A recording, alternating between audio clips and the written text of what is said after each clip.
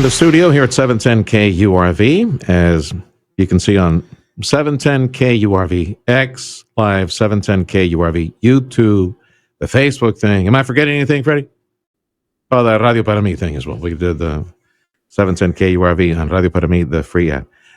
A dear friend of many, many years, Danny Vela, part of my extended family, and I say that because Lee's Pharmacy, you've heard us through the years, I've been talking how they help my mom and dad with all the candy that they took, all the pharmaceuticals. It's like, oh, these little bottles full of candy.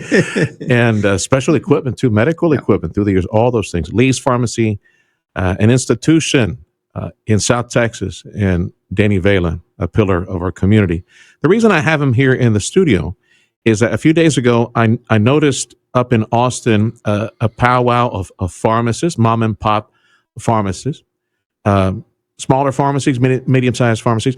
There was a get-together at the steps of the Capitol, shining a light on PBMs. It's not peanut butter and marmalade or anything. It's the pharmacy benefits managers, the PBMs, the big PBMs, the middlemen in pharmacy. This conversation started earlier off air with Danny. It's the same question you guys ask. Why are medicines so expensive in the United States of America? And you hear all these reports on, well, in Canada it's not expensive, in Europe it's not that expensive. It's that we're structured differently in this country. And the PBM, the pharmacy benefit managers, you explain to working people right now how we're structured and how the overwhelming amount of medicines that are dispensed daily in our country are handled by middlemen, right? That determine, who's going to get what and who gets clawed back this and that and all those things. So how are we structured, which probably leads to the answer to that question, why it's more expensive. So many people being paid on the way out the door. In one word, why are they expensive? Middlemen. Mm-hmm. There is a huge middleman between the pharmacist and the patient. And I say that because they control every aspect of the prescribing and the dispensing features or work that we do on a daily basis. They tell us which med to prescribe. Mm-hmm. They tell us how much they're going to pay us for it. They're telling us, don't make a mistake or we're going to take all the money back. And if we pay you less than what it costs you, too bad. It's in the contract. They pay us an amount,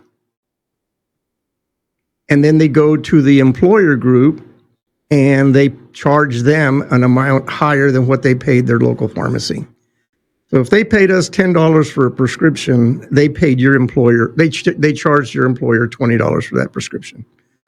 They hedged the price and kept the difference. This middleman formula, or the structure that we have mm-hmm. in pharmacy across the nation, how did we get here? How did we get set up here? Back in the 70s, there was a company called PCS, Prescription Card Systems, and they made it easier for pharmacies and healthcare providers to send in a claim for a prescription. And back then it was pretty decent. They paid you. What they were really doing was they were gathering the demographic data that they needed to establish databases of every single person in the United States that takes medication or has the propensity to take medication. So now they take that data and they use it against us to develop formularies, to develop pay plans, to develop schemes for them to make money.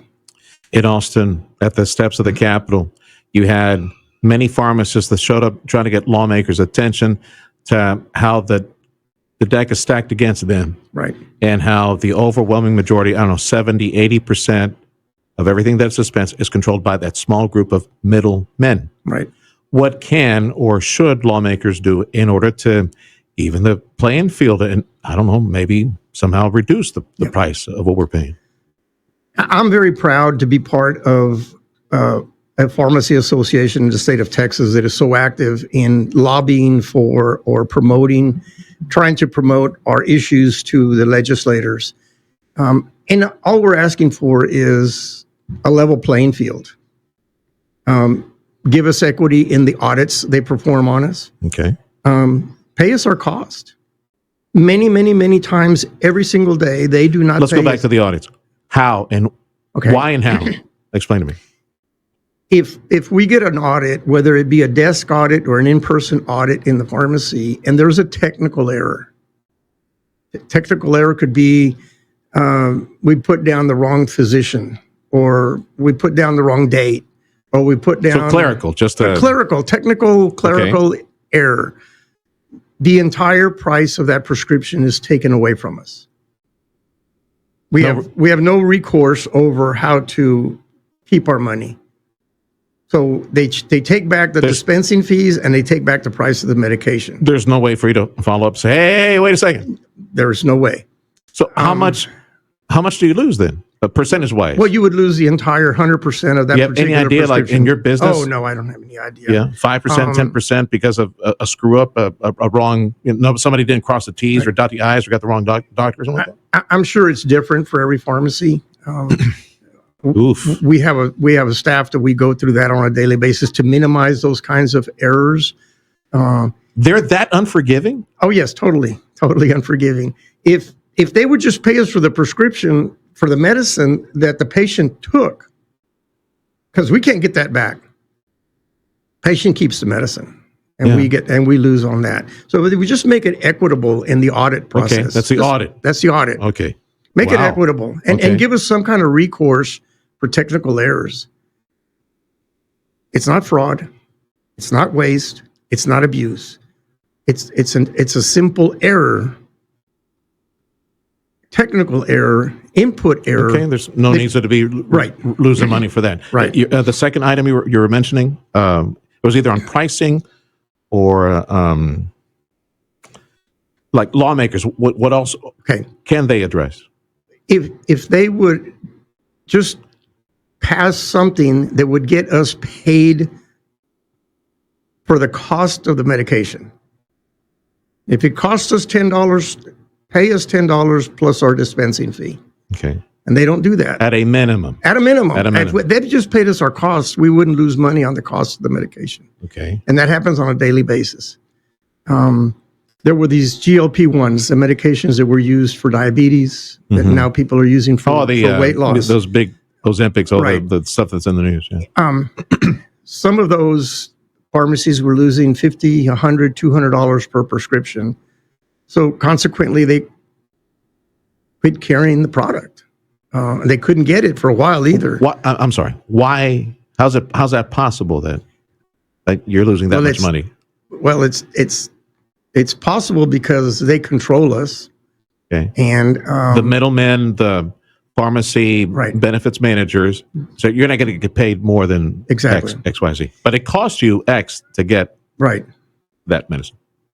As local community independent pharmacists, we all believe that we have an obligation to serve our community. And it's hard for us to have someone leave the store without getting their medications because they need it. And there's that dilemma that we have to go through every day. Should I let Sergio's son leave the store without his medication? Mm-hmm. Or should I figure out a way that we can get it taken care of? Yeah. And that's a relationship that you and I have and that every other patient should have with their local pharmacist. And is that what the coalition in Austin of the pharmacists, that's what they're asking lawmakers to do? Help us with the audits. It's just wrong for them to take our money away for a simple clerical mistake.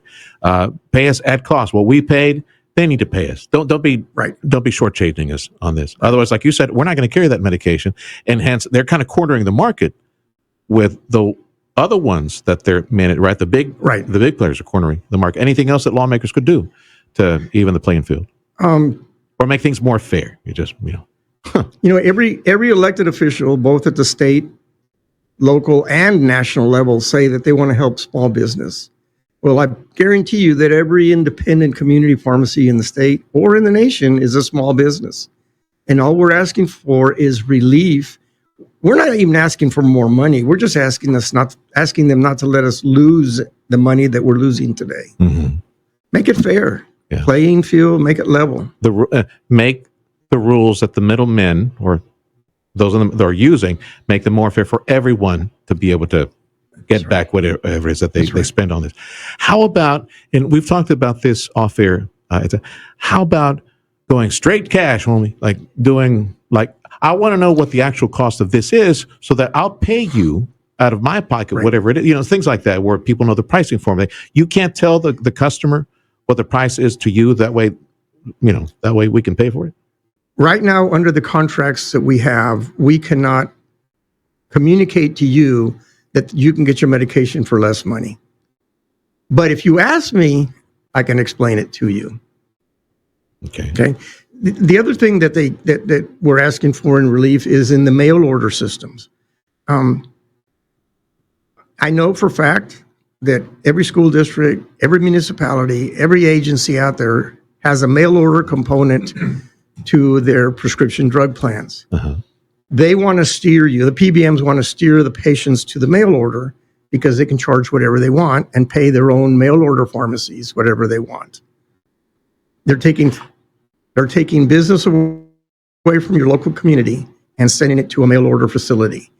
But I guarantee you there's not a single person in that mail order facility that will come sponsor your Little League baseball team or your soccer team or your Christmas Angels. Just looking for level playing field. Is there any hope that Austin will do anything this go around? It seems like every year we get closer. Every year we have a little victory, but we're far from winning this war. All right, Bill. I'll give you the final word. Lee's Pharmacy, North and South McAllen. Go look for them. Locally owned. Go to Lee's. They've got it. Thanks for stopping by, amigo. It's always my pleasure, Sergio. Always my pleasure. Danny Vela from Lee's Pharmacy, as I mentioned, North and South McAllen.